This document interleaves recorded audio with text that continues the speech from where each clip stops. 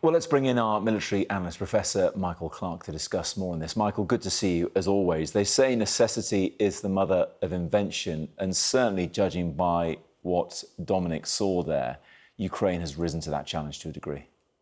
Yes, Matt. It always happens in war. The biggest technical leaps are almost always made in war because of the need to actually find something and to take failure. There is always a loss. In peacetime, companies want to produce something that's 95, 98% effective and economic and all the rest of it. When you're at war, you accept something that only works 60% of the time or 70% of the time, and you test it actually on the battlefield. So always in warfare, things come on board very, very quickly. And the essence of military technology, and this has been the case for the last 20 or 30 years, but we're now seeing the real sharp edge of it, is the ability to draw in civilian technologies and make them applicable to military purposes. Most of these things are in the civilian area.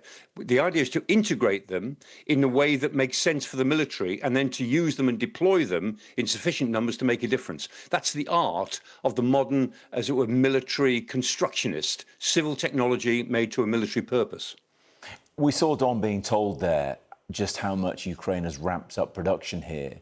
Conversely, we've seen, also in that report, of course, Russian propaganda saying it's done the same with interest. Is that really the case? Has Russia ramped up even more than Ukraine is able to? They have ramped up a lot. That was the factory at Alabuga in Tatarstan, and there are literally hundreds and hundreds of African and Asian women working at that factory. They've been bought in, literally, purchased as labour. It's said that about 30,000 North Koreans are preparing to go to an expanded version of that factory, and so the Russians are producing. This is the Shahid drone, the 136. They've got their own version now, the 238. Which is they call the Jiran 2. They're very good. However, the Ukrainians have also produced what they call the Flamingo drone. It's the FP5. Their FP1 is the one that they've produced lots and lots of, and they're very effective. Their latest one is a cruise missile called an FP5. They call it the Flamingo. And the point about the Flamingo is that the Ukrainians are ahead on this one.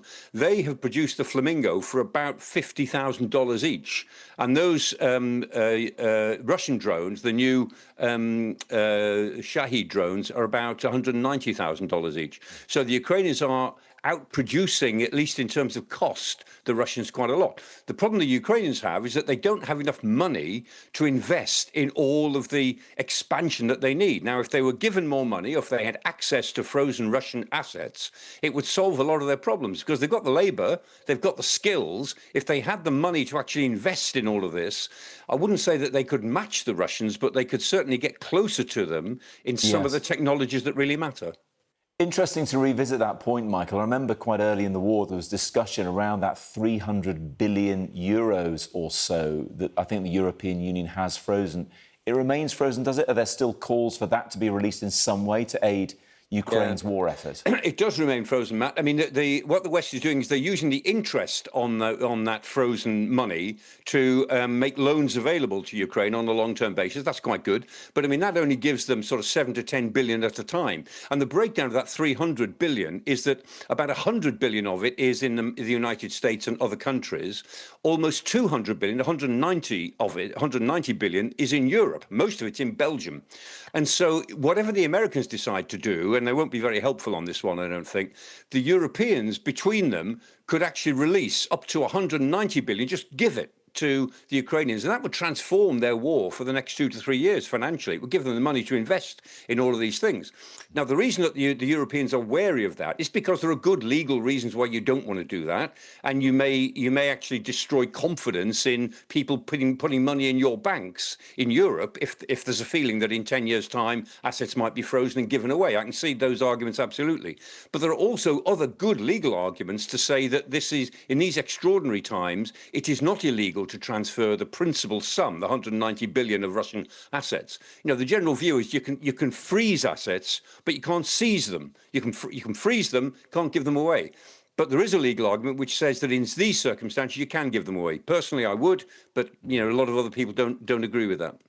Final question, Michael. Up to this point, Ukraine has benefited from Western support. They would say they need more, of course, facing an existential threat as they would perceive that they are. What benefits are coming the other way? We hear about the British government's ambition to spend more, 3% of GDP, on defence. Is Britain going to benefit from the innovation that we're seeing there in Ukraine?